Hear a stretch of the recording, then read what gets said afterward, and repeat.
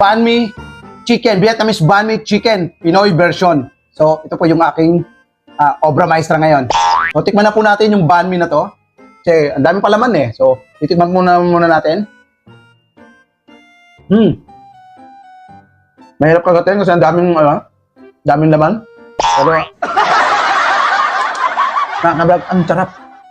Hindi ko pa naabot yung chicken. Yung pinaka-ano niya. Pinaka-meat ng chicken. Nakuhulog mo, no? Yung iba pang ayaw niya. Ang sarap. Ganito pala lasa ng banh mi. Pero very generous po yung akin nilagay. Ewan ko na sa Vietnam kung ganito ng kadami sila maglagay. But, on my own version, ang sarap nito. Ito pa, oh. Ito, kanina ka pa nahuhulog, ah. Subo na kita. Sarap po siya. Pero hindi ko pa po nare-reach yung chicken. Kasi ito pa yung chicken, oh. Ayan po yung chicken. Ayan nyo. Nakagatin ko na ulit, oh.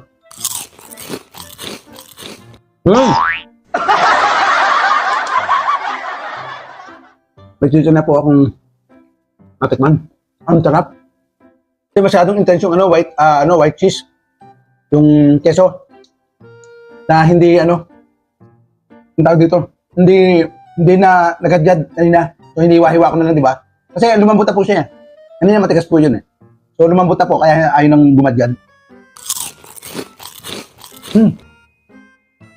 Kaya po, yung chicken, yung pinakunahan ko po yun, wala pa ako nilagay na tubig lang at chicken.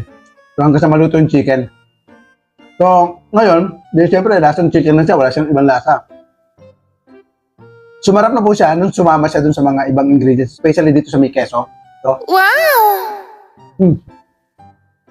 Ang sarap po niya. Yung white juice pala, pag natunaw, ayaw na siyang yung pag lumambot, ayaw na siyang lumusot dun sa gagar. Kaya hindi ko tayo nakapalabas ang juice kanina. So, hiniwa-hiwa ko na lang. Pero carry pa rin po, kasi ang sarap po.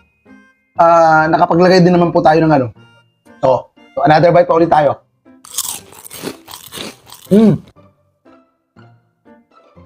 Yung tinapay po halos maghiwalay.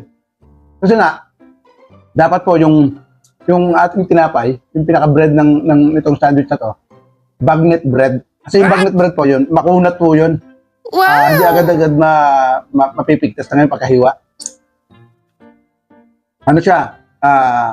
Matibay po siya sa may laman-lamang Kahit pipiin mong ganon, hindi po siya maghihiwalay. Unlike dito sa hotdog buns, yan yun sa ilalim.